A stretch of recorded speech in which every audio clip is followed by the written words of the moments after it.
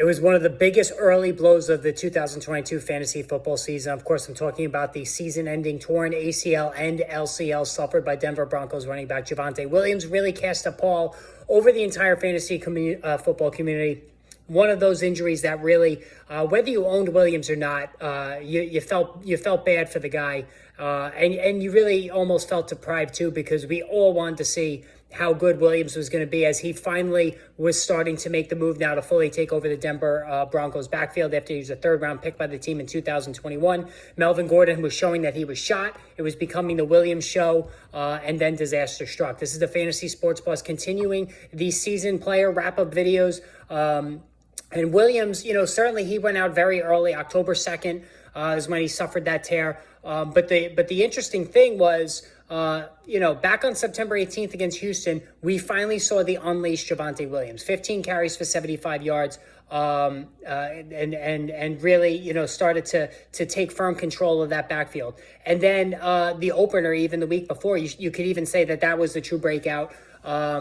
7 carries for 43 yards, 6.1 per pop. And then how about this? 11 catches for 65 yards. It was an unbelievable start to the season for Williams.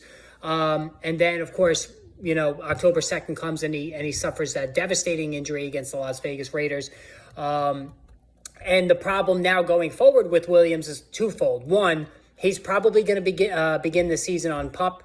The physically unable to perform less. I don't think we see Javonte Williams. This was a very serious injury, all right? It wasn't just an ACL tear. He also tore the LCL. So it's a more intense rehab, bigger surgery, longer recovery time. So we're probably looking maybe October 1st when Williams could get back into pads and back on the field for the Broncos.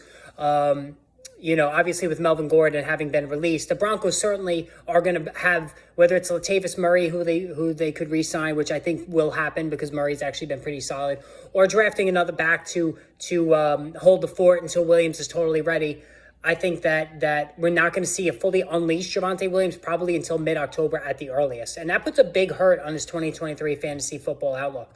And again, it's a real shame because Williams has truly game-breaking ability. You look at, he reminds me, Breece Hall with the Jets last season before he suffered his own torn ACL. That's the type of ability that Javonte Williams has as a runner who can run with power and also has speed.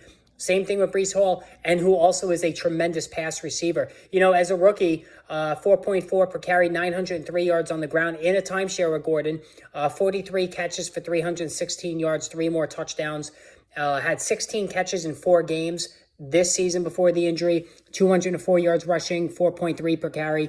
Everything was really set up, and we got really deprived of what was going to be a truly monstrous breakout. I think we all can agree that it was going to be a monstrous breakout for Javonte Williams, with Gordon, pretty much shot. But now, in terms of 2023, myself personally, I'm not going to draft Javonte Williams. It takes a full season for players who suffer this type of injury. Look at Saquon Barkley a couple of years ago that suffer these injuries till they're back to normal. So I think 2024, I'm fully back in on Javonte Williams. I think we'll see the vintage Javonte Williams in 2024. You do worry that he might lose a little bit of his pure speed with such a devastating injury. That is a valid concern. And I do think next season, starting late, be brought along slowly, going to be another bad team for sure, and may not have all his explosion back. I'm not buying Javonte Williams next season. I don't think you should either. Dynasty leagues, that's a whole different story. But in redraft leagues, given how volatile running back already is, you don't want to bring in a guy who's already compromised and not going to play a full season and may not have his old juice back until the following season. So, again, it was just a real bummer, real shame. His injury, Breece Hall's injury, those are 2 of the biggest early season injuries that put a major hurt on their owners, really set them back, and they probably didn't recover most of them, the rest of the way. All right, hit that subscribe, hit that notification button. More wrap-up videos like this on the way.